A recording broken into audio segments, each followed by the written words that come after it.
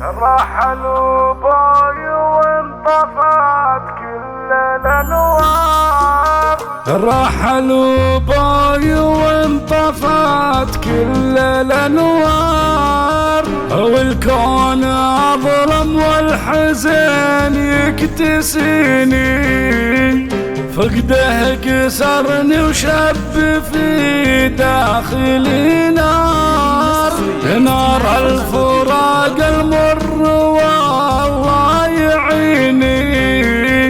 توفى بيوم الثلاثاء وجتني الاخبار، صدمة ولا توقعت يوم بتجيني، يا ابوي ابراهيم يا نور ضي الانظار، رحلت عني وضاق هالكون فيني، للحين من صدقت كل الذي صار، كنت انتظر شفاك وحالك يزيني، عقبك حياتي حزن وهمومي كبار، يا ليتني اللي وسط قبرك دفيني، يا ابو حمود بغيبتك اظلم الدار، وكل غالي عقب موتك حزيني، وبنتك انا حسناء والحزن بيجار، ابكيك ودمعي سيل من وسط عيني،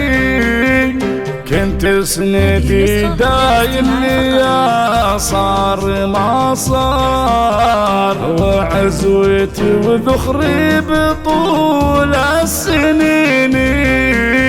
صورتك طيف في عيوني وتذكار،